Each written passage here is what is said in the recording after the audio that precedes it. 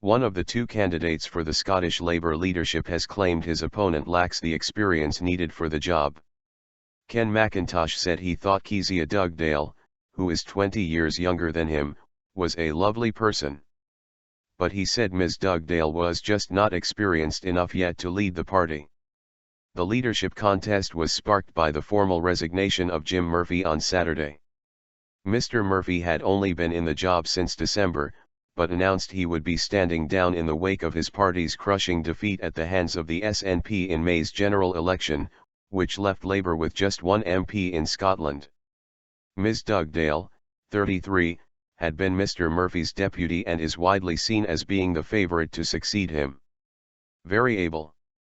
But 53-year-old Mr Macintosh, the party's social justice spokesman who also stood for the leadership in 2011, insisted he was confident of victory in what appears likely to be a two-horse race.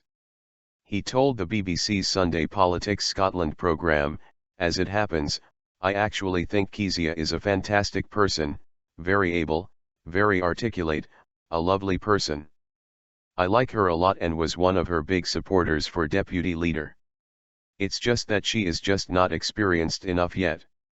Mr Macintosh, who has been an MSP since the Scottish Parliament was reconvened in 1999, said he believed his campaign would be bolstered by the move to one member, one vote, and that he would not be standing if he did not think he could win. And he dismissed suggestions that his politics are too close to Mr Murphy's, who represented the East Renfrewshire seat at Westminster, which has the same boundaries as Mr Macintosh's Eastwood seat at Holyrood, until losing it to the SNP in May. Power politics. He said, "The reason that Jim and I work so closely together is that actually we were opposites, we were sort of yin and yang as it were. My kind of politics is entirely different. I have got no interest in Westminster and never have done. I'm not interested in that kind of power politics whatsoever." Mr Murphy tabled a series of reforms for Scottish Labour ahead of his departure, including the move to one member, one vote, which has been interpreted as an attempt to weaken the influence of the unions in Labour's hierarchy.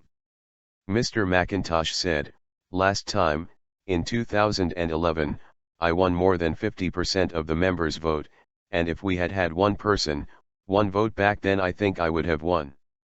Ms Dugdale was elected as Mr Murphy's deputy in December after 4 years as an MSP for the Lothians and many more as a party activist and election coordinator. Announcing her intention to stand for the leadership last month, she said transforming Scotland's education system to make it fairer for all would be her key priority. She said she wanted to transform Scottish Labour for the good of my country and to find a way of regaining the trust of the people of Scotland.